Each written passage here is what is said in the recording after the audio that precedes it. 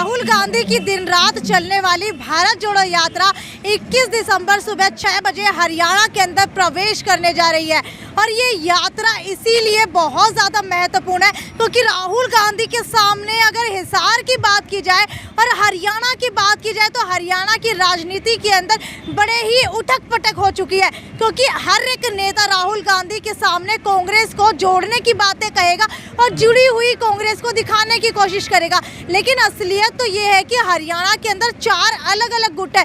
पहला तो भूपेंद्र सिंह हुड्डा का गुट है, दूसरा रणदीप सुरजेवाला का गुट है, वहीं तीसरा जो है किरण चौधरी का गुट है और चौथा जो है कुमारी शैलजा का गुट है। सबसे बड़ी बात यह है कि पिछले 8 सालों से अब तक आपसी खींचतान की वजह से कांग्रेस का संगठन तक खड़ा नहीं हो पाया, तो कैसे राहुल गांधी की कांग्रेस जोड़ो यात्रा हरियाणा के अंदर, राहुल गांधी की भारत जोड़ो यात्रा हरियाणा के अंदर सफल हो पाएगी। अब आपको बताते हैं कि राहुल गांधी की ये जो यात्रा है वो पाटन उदयपुरी सबसे पहले पहुंचेगी। साथ ही साथ जो है कड़ाके की ठंड के अंदर राहुल गांधी हरियाणा में एंट्री करने के बाद 30 मिनट तक पब्लिक मीटिंग करेंगे और 10 मिनट के लिए लोगों को संबोधित करेंगे। भारत जोड़ो यात्रा का हरियाणा के अंदर रूट रहेगा झीरका, फिरोजपुर, अकेड़ा, महेंद्रगढ़, उसके बाद घासेड़ा, मेवात, सोहाना, गुरुग्राम, निमोद, रेवाड़ी, पाली गांव, फरीदाबाद, बड़कल चौक, फरीदाबाद, राजघाट, दिल्ली के अंदर। इस पूरी की पूरी भारत जोड़ो यात्रा का हरियाणा के अंदर पहुंचने का सबसे बड़ा मकसद है कि हरियाणा की जितनी भी लोकसभाएं सीट है उनके ऊपर फोकस करना, और इन सीटों के ऊपर फोकस करने के साथ साथ जो है राहुल गांधी इन 6 लोकसभा सीटों के ऊपर फोकस करेंगे, जिसके अंदर फरीदाबाद, गुड़गांव, सोनीपत, करनाल, कुरुक्षेत्र और अंबाला की लोकसभा सीटें आने वाली हैं, जिसके अंदर 90 विधानसभा सीटें रहेंगी और 54 जो है विधानसभाएं रहेंगी हरियाणा कांग्रेस की, वो कवर करेंगे। हरियाणा में 105वें दिन ये यात्रा प्रवेश करने वाली है और मेवात के अंदर इस यात्रा का प्रवेश करने का सबसे बड़ा महत्वपूर्ण बात इसीलिए क्योंकि गांधी जी ने भी मेवात के अंदर 19 दिसंबर को कदम रखा था और जो पाकिस्तानी मुसलमान थे वो पाकिस्तान जा रहे थे, उनको जो है रोका था भारत के अंदर। इसीलिए राहुल गांधी मेवात जो है सबसे पहले पहुंचेंगे और उसके बाद ही ये यात्रा आगे के लिए चालू रहेगी। अब देखने वाली बात ये है कि हरियाणा के अंदर राहुल गांधी की भारत जोड़ो यात्रा कितना जो है फायदा पहुंचा पाती है और क्या हरियाणा के अंदर भारत जोड़ो यात्रा से पहले कांग्रेस जुड़ पाती है, नहीं जुड़ पाती है। इसी को लेकर के आगे की जानकारी लेते हैं। हमारे साथ प्रोफेसर संपत सिंह मौजूद है। हमारी पार्टी के आदरणीय राष्ट्रीय नेता राहुल गांधी जी के भारत जोड़ो पैदल यात्रा में हरियाणा प्रदेश का और विशेष करके हिसार ज़िले का ज़्यादा योगदान हो, उसके लिए आज हिसार ज़िले के सभी साथियों की, कांग्रेस जनों की समीक्षा बैठक की गई और सभी में बड़ा उत्साह के साथ जो है, जोश के साथ जो है सभी ने अपने अपने राय भी दी, सुझाव भी दिए और जाने की तैयारियां भी बताई। ज़िले से कम 1000 लोग जो है उनकी पैदल यात्रा में शामिल होंगे। हरियाणा में 21 तारीख को सुबह 6 बजे पाटन उदयपुरी, जगह का नाम है पाटन उदयपुरी,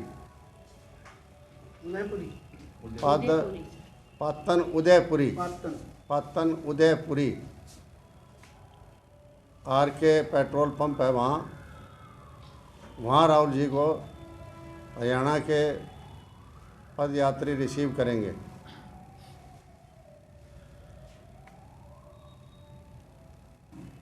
हम देख रहे हैं कि लगभग 103 दिन इस यात्रा को हो गए हैं। इस यात्रा का मुख्य उद्देश्य देश के संविधान और प्रजातंत्र को बचाने का है। आज जिस तरीके से बीजेपी पार्टी संविधान पर चोट मार रही है और प्रजातंत्र ख़त्म करती जा रही है, लोगों के मौलिक अधिकारों पर आक्रमण हो रहे हैं,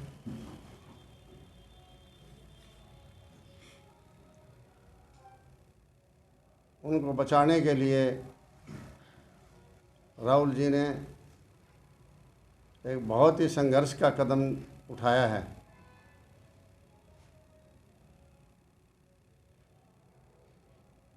और इस यात्रा का हर प्रदेश में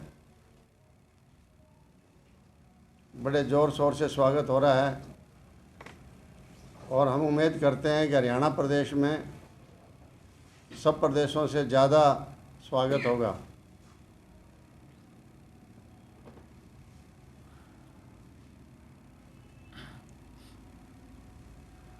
बीजेपी पार्टी प्रजातंत्र और संविधान के साथ साथ आपसी भाईचारे को भी तोड़ने का काम कर रही है।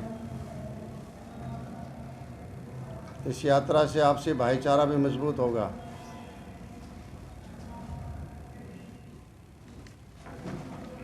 और देश का भविष्य इस संघर्ष के बाद बहुत ही सुंदर और उज्जवल होगा।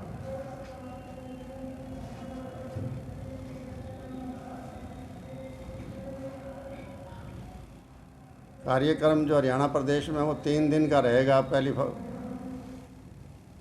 2 भागों में बांटा है हरियाणा को। एक पहले 21, 22, 23 3 दिन का प्रोग्राम रहेगा।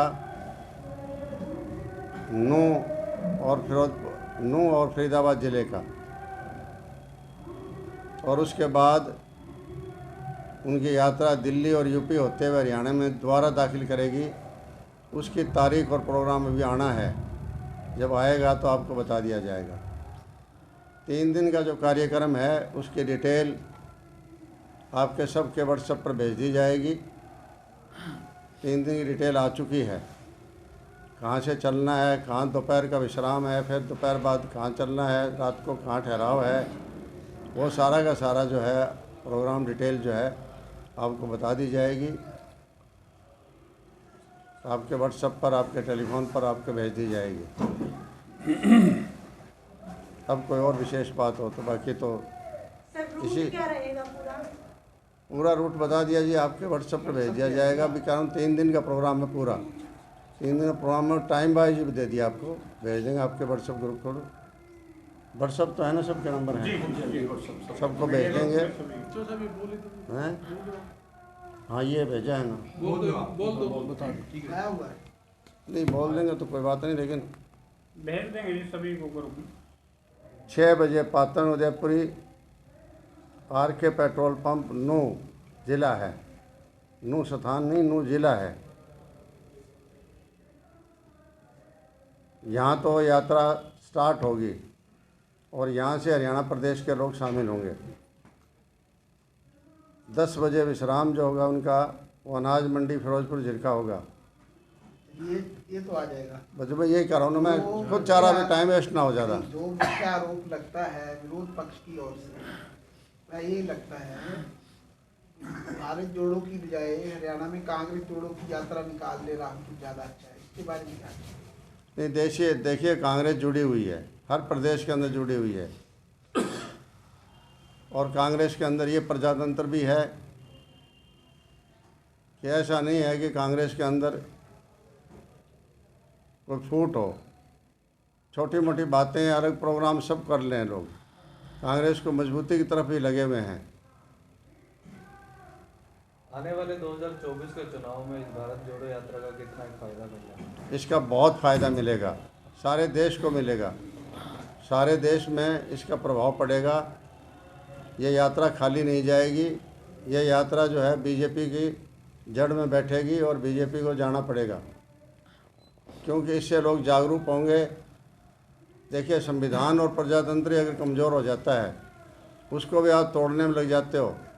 उसका बचाने का श्रेय कांग्रेस पार्टी ने, क्योंकि सारा काम किया है, पहले देश को आज़ाद करवाया, देश में संविधान दिया देश को, और देश में प्रजातंत्र की जड़ों को मजबूत किया, देश को सुरक्षित किया। तो वो पार्टी ये बर्दाश्त कैसे कर सकती है कि संविधान भी कमज़ोर हो जाए और प्रजातंत्र भी देश के अंदर टूट जाए। आज आम आदमी से लेकर मीडिया तक को ये पार्टी बख्श नहीं रही है। सब के ऊपर जो है एक अपना चाबुक छोड़ रखा है। इन चीज़ों से निजात दिलाने के लिए और सबको जो है स्वतंत्रता का अधिकार दिलाने के लिए, प्रजातंत्र को मजबूत करने के लिए प्रोग्राम रखा है। ये देश में और चीज़ें तो आती जाती रहती है, लेकिन ये सबसे ज़्यादा जो है ज़रूरत है देश को आज प्रजातंत्र के मजबूत करने के लिए और संविधान को मजबूत करने के लिए और आपसी भाईचारा मजबूत करने के लिए। संपत जी, बीजेपी के नेता अक्सर कहते हैं कि भारत जोड़ो से बजाय अगर ये कांग्रेस जोड़ो यात्रा हो तो क्या है? नहीं, वो उनकी अपनी टिप्पणियां हैं, वो करे पहले अपनी बीजेपी को और पहले अपने आप जोड़ लें, आप खुद को जोड़ें, पहले वो खुद को जोड़ें, अपने घर को जोड़ लें। 2024 के इलेक्शन से पहले हर कोई राजनीतिक पार्टी अपना शक्ति प्रदर्शन करती हुई नजर आ रही है। अभी कुछ टाइम पहले बीजेपी ने भिवानी में रैली की और कल रामनिवास घोड़ेला जी ने भी एक कार्यक्रम का आयोजन किया भिवानी में। तो आने वाले 2024 में कांग्रेस अपने आप को कहाँ देखती है? कांग्रेस अपने आप को नंबर 1 पर देखती है और कांग्रेस का चुनाव एक तरफा चुनाव होगा प्रदेश के अंदर। कांग्रेस की सरकार आएगी, 2/3 बहुमत से ज़्यादा बहुमत की सीटें मिलेगी कांग्रेस को। आज मौजूदा सरकार से हर वर्ग नाराज़ है। सबसे ज़्यादा महंगाई और बेरोज़गारी की मार जो पड़ रही है और इधर किसानों के ऊपर मार पड़ रही है। परिवार पहचान पत्र के नाम पर जितनी भी सेवाएं लोगों को दी हुई थी वो सारी सेवाएं वापस कर रहे हैं। आपने कहा कि जा रहे हैं रामनिवास जी, अब तक फतेहाबाद में भी, भिवानी के अंदर भी और गुहाना के अंदर भी रैली बैकवर्ड क्लास की कर चुके हैं। वो बैकवर्ड क्लासेस के मुद्दे हैं, जिन मुद्दों को उस वजह से आज बैकवर्ड क्लास परेशान है, उन मुद्दों को उठाते हैं और उन मुद्दों के बारे में डिटेल से उनको बताते हैं और बड़ा अच्छा प्रोग्राम चल रहा है इनका। एक बात संसद में आ गई, आपने भी पढ़ी होगी कि हिसार के जिस एयरपोर्ट को विकास का सबसे बड़ा पैमाना माना जा रहा था, वो अंतर्राष्ट्रीय हवाई अड्डा है ही। वो कुछ लोग जो अपनी ज़मीनों को बेचने के लिए, कामयाबी के लिए मुद्दा मान रहे थे, बाकी कोई मुद्दा नहीं था। ये कभी अंतर्राष्ट्रीय मुद्दा नहीं है। अंतर्राष्ट्रीय हवाई अड्डे का नाम लिखते क्यों नहीं है? नाम क्या लिखा रखा है? महाराजा अग्रसेन हवाई अड्डा हिसार। तो महाराजा अग्रसेन अंतर्राष्ट्रीय हवाई अड्डा हिसार क्यों नहीं लिखते हैं फिर? ये तो एक जो है ना उड्डयन स्कीम है सेंटर की। उस उड्डयन स्कीम के अंदर अब तक जितना पैसा हुआ है, सारा पैसा खर्च स्टेट गवर्नमेंट कर रही है। सेंट्रल गवर्नमेंट से कोई मंजूरी नहीं है, सेंट्रल गवर्नमेंट से कोई एक नया पैसा नहीं आया है, बजट में नहीं रखा गया है। जेवर का है दूसरा हवाई अड्डा जो बन रहा है दिल्ली के मदद करने के लिए, नोएडा में बन रहा है। वहाँ प्रधानमंत्री पत्र रखे गए थे, 10,000 करोड़ का बजट दिए गए हैं। यहाँ तो कोई आया नहीं। यहाँ तो 2-3 लोग हैं जिनकी अपनी दिलचस्पी है, ज़मीनों में दिलचस्पी है, साथ लगती ज़मीनें खरीद लेते हैं ताकि बयान दे के ज़मीनें के भाव बढ़ जाएं। इस काम में लग रखे हैं। मुझे लगता है ये अंतर्राष्ट्रीय हवाई अड्डा का सवाल जो पार्लियामेंट में किया गया था, जवाब आ गया, इसके बाद बहुत लोग मारे जाएंगे। क्योंकि जिन लोगों ने बेचारों ने ज़मीनें खरीद ली, उनके कहने के ऊपर वो ज़मीन अब किस भाव में नहीं बिकेगी। तो ये आज कितने मुद्दे हैं। यहाँ जब तक दीवार तो टूट के रास्ता ही नहीं खुला तो हवाई अड्डा कहाँ बनना है? इस पूरे मामले का कितना बुरा असर भारतीय जनता पार्टी को इस 24 के इलेक्शन में देखने को मिला? देखिए, ये नहीं, ये बहुत है। इन्होंने क्या दिया, मेडिकल कॉलेज हर ज़िले में बनाएंगे। एक भी ज़िले के अंदर जब से 8 साल हो गए बीजेपी को मेडिकल कॉलेज नहीं बना है। जो बने हुए हैं 4 मेडिकल कॉलेज पहले वो कांग्रेस के टाइम के बने हुए हैं। एक यूनिवर्सिटी, गवर्नमेंट यूनिवर्सिटी कोई नहीं बनी हुई है। जो बनी हुई है कांग्रेस के टाइम में बनी हुई है। यूनिवर्सिटियों को बल्कि ग्रांट की जगह लोन की तरफ ले जा रहे हैं। रोज़गार 8 साल के अंदर किसी को नहीं दिया गया है। भर्तियां बहुत कई, इंटरव्यू बहुत हुए, टेस्ट बहुत हुए, लेकिन ज्वाइन एक नहीं किया। आज 2 साल से ऊपर तो सिपाहियों की भर्ती हो गए हैं, कोई ज्वाइन नहीं किया। 200, 300 किलोमीटर नौजवान भर्ती के लिए जाते हैं, टेस्ट देने ले जाते हैं और वापस आते हैं तो अगले दिन सुबह पता लगता है पेपर लीक हो गया, और लीक हो गया तो पेपर कैंसिल हो गया। सारी भर्तियाँ अब तक जितनी भर्ती हुई, एक भर्ती नहीं कामयाब नहीं हुई है। इसलिए सबसे ज़्यादा आज नौजवानों के अंदर इस बात का रोष है। नौजवान दुखी हैं। दूसरी तरफ किसान हैं, 1 साल दिल्ली धरने बैठे रहे। पहले तो कहा कि हमारे समझ में नहीं आई बात, हम समझा नहीं पाए किसान को, और बाद में जो है ना वायदे करके और किसानों का आंदोलन खत्म हुआ, लेकिन आज उनमें से कोई वायदा पूरा नहीं किया है। तो आज फिर किसान दुखी है, लट पड़ते हैं, किसान पड़ते हैं। इनका ना खरीद हो रही है कहीं भी, ना खाद के कट्टे का दाम देखो कितना बढ़ गया है। इसी तरह महंगाई है, तो वो हर चीज़ की महंगाई बढ़ रही है। आज कोई भी सामान आप ले लो, चाहे बाज़ार के अंदर हर चीज़ महंगाई और बेरोज़गारी में हरियाणा नंबर 1 है आज देश के अंदर। भिवानी के कार्यक्रम में दुष्यंत चौटाला कहते हुए नजर आए, 2 साल का टाइम बचा है, जोर लगा दो, बुढ़ापा पेंशन 5100 करवा के ही छोड़। अब देखिए, वो तो कह रहे थे 5100 पेंशन करेंगे, अब उन आगे वो क्या कह रहे हैं वो जाने। प्रोफेसर साहब, अब तक तो बढ़ाया नहीं पैसा कोई। चंडीगढ़ के लिए हिसार से फ्लाइट शुरू हुई थी, 3 सीटर थी, उसके लिए पैसेंजर नहीं मिले और सपना इंटरनेशनल एयरपोर्ट। मैं यही कह रहा हूँ, यही मैं कह रहा हूँ। क्या मकसद आपको जितनी भी है ना, वो हवाई अड्डे पर कौन गए हैं? गुप्ता जी और मुख्यमंत्री जी गए हैं, और वापसी में अकेले गुप्ता जी आए हैं। ये हवाई यात्रा हुई है। और वो जो है ना, ये हवाई अड्डे पर क्यों जाते हैं, बयान क्यों देते हैं, मेरे समझ नहीं आता। सिविल एविएशन के मंत्री हैं हरियाणा में, उप मुख्यमंत्री हैं जी, वो भी जाते हैं वहाँ, और गुप्ता भी जाते हैं, और जाके बयान क्यों देते हैं हर महीने। और अफसोस तो ये वो बयान नहीं देते, अखबारों में छपते हैं, और छपते हैं जो इस बात को कोई नहीं मानता कि ये बहुत पहले आ गया था। मैंने भेज भी दिया था, बहुत लोगों को व्हाट्सएप भी भेजा था, मेरा भी RTI था सेंट्रल गवर्नमेंट को, और उसमें बाकायदा लिखा हुआ था कि कोई सेंट्रल गवर्नमेंट की स्कीम नहीं है, लेकिन किसी ने छापने की जिक्र नहीं किया। संपत जी, सांसद ब्रिजेंद्र सिंह का कहना है कि उन्हें पहले से पता था कि यहाँ पर इंटरनेशनल एयरपोर्ट नहीं बन रहा है, तो आपको क्या लगता है, पार्टी एक और जवाब दो? नहीं, पार्टी एक जवाब तो 100 भी हो सकते हैं उनके, क्यों ऐसे ही हैं वो। ब्रिजेंद्र जी कह रहे होंगे नहीं है तो नहीं है, नहीं वो नहीं बनना था, पहले भी कह देना चाहिए नहीं बनना था। हम भी कह रहे तो नहीं बनेगा, बन जाए तो अच्छी बात है। अब ये लोग तो रोज़गार का भी तैयारियां कर ली थी, अंतर्राष्ट्रीय हवाई उड़ानों की तैयारी कर ली थी, हर महीने की तारीखें निकाल दी थी, फलानी तारीख को यहाँ से इंटरनेशनल हवाई जहाज़ जाएगा। अब तक पूरा चंडीगढ़ का तो कामयाबी नहीं हुआ, हिसार वाला कहाँ से करेंगे। ये सारे मैंने बता दिया ना, प्रॉपर्टियों के दाम बढ़ाने के लिए सारे ये तमाशा था और कुछ नहीं था। लेकिन दुष्यंत चौटाला का कहना है कि एयरपोर्ट का 99% काम पूरा हो चुका है और एयरपोर्ट ज़रूर बनेगा। नहीं, एयरपोर्ट तो बनेगा, बन गया ना, अब उसकी 4 दीवारी रह रही है। एयरपोर्ट तो बन गया, लेकिन बात है अंतर्राष्ट्रीय हवाई अड्डा या नेशनल हवाई अड्डा या डोमेस्टिक हवाई अड्डा, वो तो नहीं बना। एयरपोर्ट बन गया, उसका नाम क्या दें हम? डिस्ट्रिक्ट का नाम दें, उसका नाम दें, एक स्टेट का नाम दें, एक नेशनल नाम दें, एक अंतर्राष्ट्रीय नाम दें। नामकरण तो नहीं हुआ है, नामकरण तो हो गया हिसार। आप देखते हो ना, वहाँ लिखा हुआ क्या लिखा हुआ है? ये लिखा हुआ है महाराजा अग्रसेन हवाई अड्डा हिसार। जैसे महाराजा अग्रसेन सिविल नागरिक अस्पताल हिसार, ये नाम तो लिखे हुए, नाम तो दे दिए, और अग्रवाल भाइयों ने स्वागत भी कर दिया, स्वाभाविक है। महाराजा अग्रसेन के नाम से करोगे आप तो स्वागत तो करेंगे। खैर कोई ये रेलवे लाइन भी चली गई नागरवा, कितनी बार रेलवे लाइन का घोषणा हुई है। ये घोषणाएं हो रही है, कर कुछ नहीं रहे हैं। एक रेलवे लाइन में नहीं लगी है। इसी तरह आपका ध्यान दिलाना है, जो हिसार दूरदर्शन है, इसका नाम तो कर दिया है।